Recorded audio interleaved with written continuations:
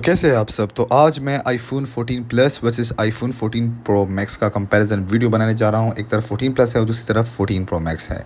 अगर दोनों की रिलीजिंग डेट की बात करें तो सितंबर 2022 को दोनों ही सेम डेट पे रिलीज़ हुए थे।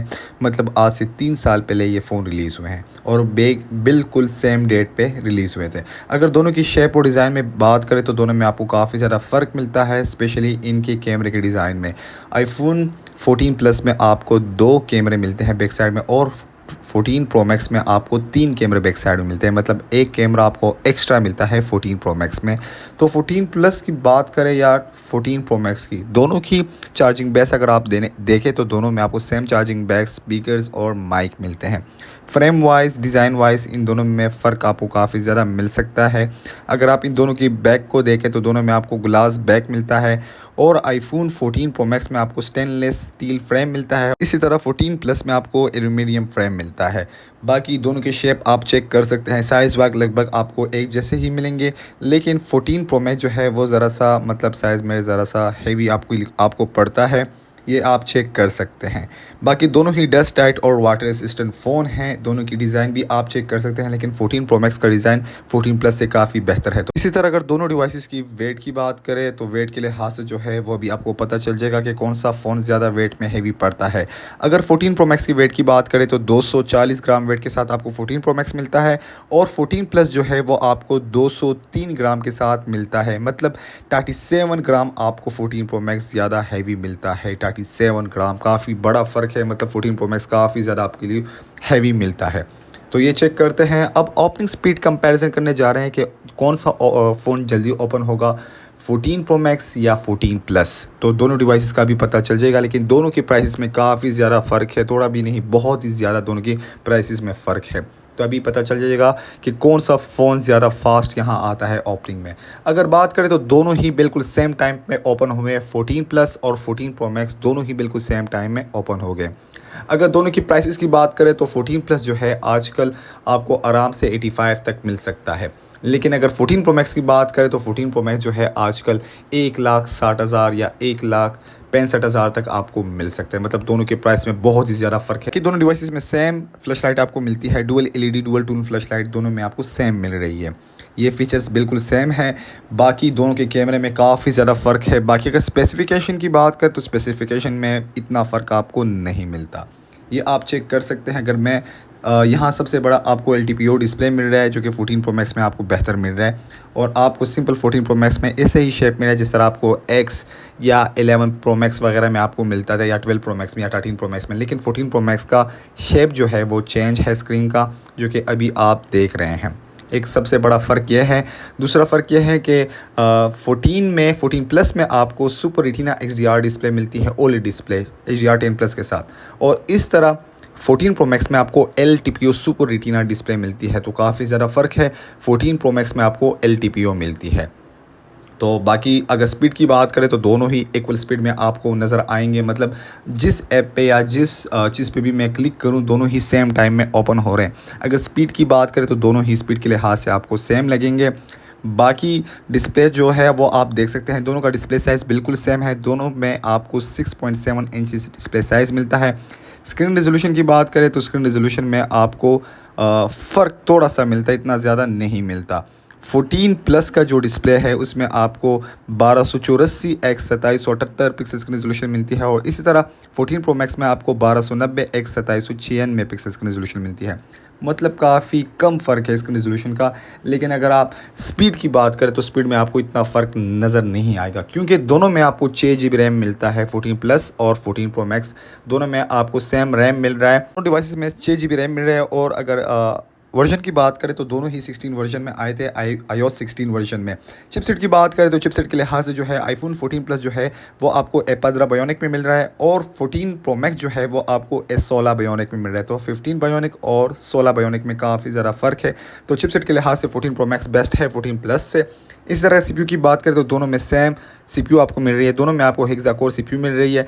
ग्राफिक्स कार्ड की बात करें तो सेम ग्राफिक्स कार्ड दोनों डिवाइसेस में आपको मिलता है। बाकी बैटरी जो है वो भी दोनों में आपको सेम मिल रही है। चेक कर सकते हैं बैटरी हेल्थ में तो आपको फ़र्क नज़र आ रहा होगा, लेकिन बैटरी दोनों में सेम है। दोनों में आपको 4323 mAh बैटरी मिलती है 14 प्लस और 14 प्रो मैक्स दोनों में आपको 4323 mAh बैटरी के साथ मिल रहा है। बिल्कुल सेम बैटरी दोनों में यूज़ हुई है।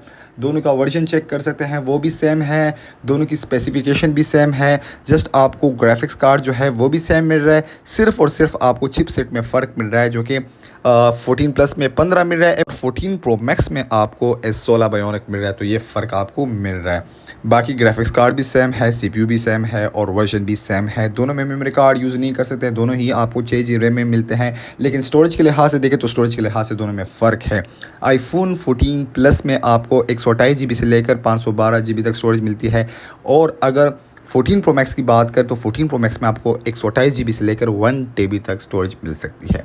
मतलब स्टोरेज के लिहाज से 14 प्लस का डबल स्टोरेज आपको 14 प्रो मैक्स में मिल सकता है। 14 प्रो मैक्स में आपको मैक्सिमम 1 TB मिलता है, मतलब 1000 GB, और 14 प्लस में आपको ओनली 512 मैक्सिमम मिल सकता है। तो इसका डबल स्टोरेज 14 प्रो मैक्स में आपको मिलता है। ये दोनों में आपको फेस लॉक ऑप्शन मिलता है, फिंगरप्रिंट सेंसर नहीं मिलता। फेस लॉक के लिहाज से दोनों बिल्कुल सेम है, रैम के लिहाज से सेम है।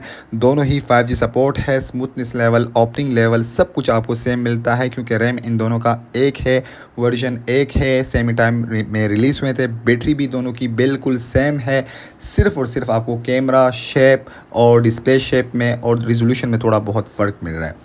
तो अब आते हैं कैमरे की तरफ, देखते हैं कि इन दोनों डिवाइसेस में कौन सा कैमरा बेहतर है। 14 प्रो मैक्स क्यों महंगा है वो भी आपको पता चल जाएगा। सिर्फ और सिर्फ कैमरे के लिहाज से जो है 14 प्रो मैक्स आपके लिए महंगा है। तो चेक करते हैं। बाकी स्पीड तो दोनों में सेम है, लेकिन कैमरे की बात करें तो वो अभी आपको आगे चल के पता चल जाएगा कि किसका कैमरा ज़्यादा बेस्ट है, 14 प्लस का या 14 प्रो मैक्स का। ओपन करने जा रहा हूं तो चेक कर सकते हैं कि दोनों का कैमरा में आपको फ़र्क नज़र आएगा। ये स्पीड कंपैरिजन है ओपनिंग का।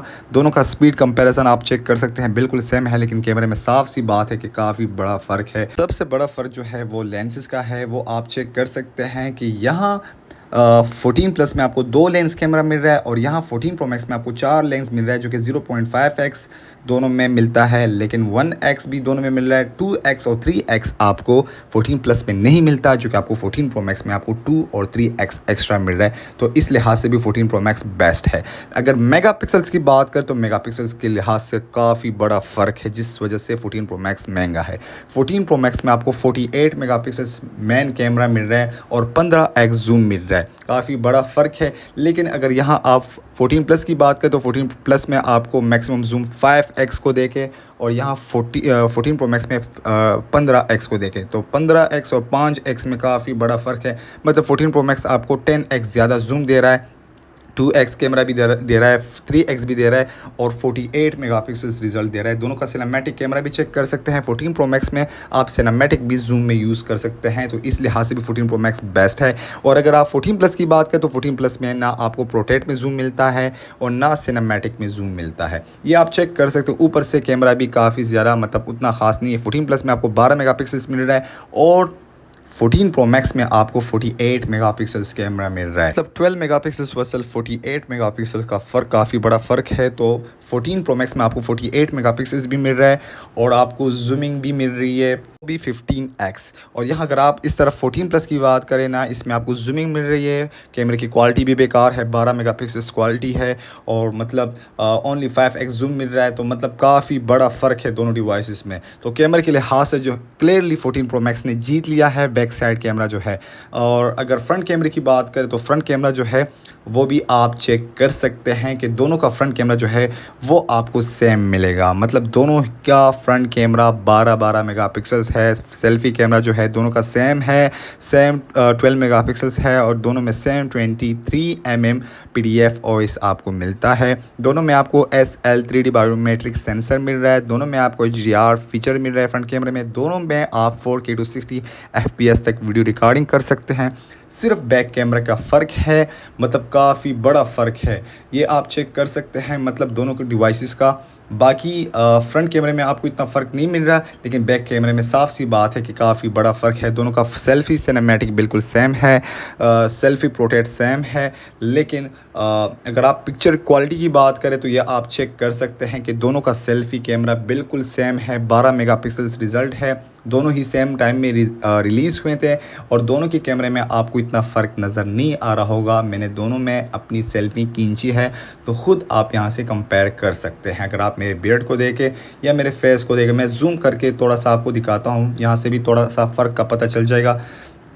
ये आप चेक कर सकते हैं। अगर आप जूमिंग की बात करें तो साफ सी बात है, सेल्फ़ी कैमरा भी 14 प्रो मैक्स का थोड़ा सा बेस्ट आपको मिल रहा है। बाकी क्वालिटी दोनों का सेम है, दोनों में आपको 12 मेगापिक्सल्स मिल रहा है। दोनों में थोड़ा सा फ़र्क है, वो थोड़ा सा फ़र्क भी 14 प्रो मैक्स का बेहतर है।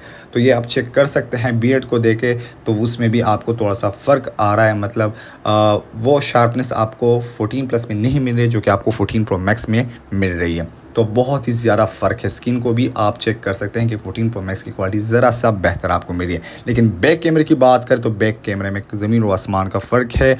इस कंपैरिजन में जो है 14 प्रो मैक्स ने क्लियरली जीत लिया है। 14 प्रो मैक्स का बैक कैमरा एक बीस्ट कैमरा है और स्पीड के लिहाज से दोनों एक जैसे हैं, लेकिन अगर आप कैमरे के लिए लेना चाहते हैं तो 14 प्रो मैक्स आपके लिए बेस्ट रहेगा।